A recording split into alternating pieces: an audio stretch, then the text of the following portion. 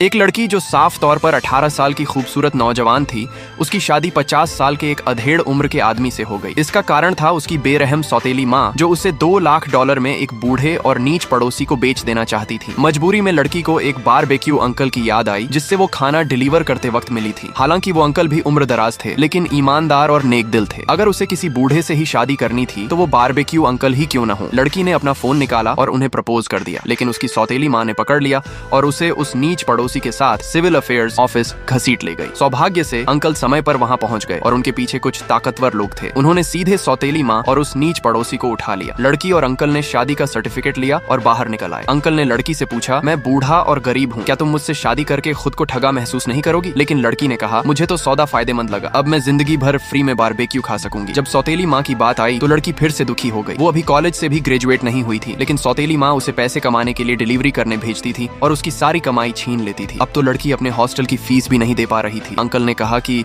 उनके पास एक खाली मकान है और लड़की को वहीं रहने को कह दिया। अंकल ने अपनी ट्राईसाइकिल पर बैठाकर उसे उसके स्कूल ले जाकर सामान उठाने में मदद की। उसके हॉस्टल की रूममेट्स ने उसका फिर मजाक उड़ाया कि वो फीस नहीं भर पाई और उसकी डेस्क भी छीन ली। लेकिन लड़की इतनी आसान नहीं थी। उसने अपनी डेस्क पर रखी सहेली की कपड़े उठाकर एक तरफ फेंक दिए। वह सहेली गुस्से में चिल्लाई कि उसके कपड़े $50,000 के हैं और लड़की को उसकी भरपाई करनी होगी। फिर वह लड़की पर हाथ उठाने लगी। तभी अंकल वहां आ गए और उसे रोक लिया। सहेली ने लड़की को एक बूढ़े आदमी के साथ देखकर उसका मजाक उड़ाया और अंकल से कपड़ों के 2 गुने पैसे मांगने लगी। उसने कहा कि वह सबसे अमीर आदमी की सेक्रेटरी बनने वाली है और लड़की और अंकल को उससे दूर रहना चाहिए। अंकल ने सिर हिलाया और कहा कि वह एक फोन कॉल करेंगे। लेकिन जैसे ही अंकल बाहर निकले, सहेली को कंपनी से फोन आ गया। उसे बताया गया कि अब उसे नौकरी पर आने की जरूरत नहीं है और कोई और कंपनी भी उसे नहीं रखेगी। जब अंकल वापस आए तो सहेली डर गई और बार बार माफी मांगने लगी। लड़की हैरान थी कि यह सब क्या हुआ। अंकल बोले, शायद उसे अपनी गलती का एहसास हो गया। उन्होंने लड़की का सामान उठाया और उसके साथ हॉस्टल से बाहर निकल गए। लेकिन असली खेल तो अभी बाकी है। पार्ट 2 जरूर देखना और चैनल को सब्सक्राइब करना मत भूलना।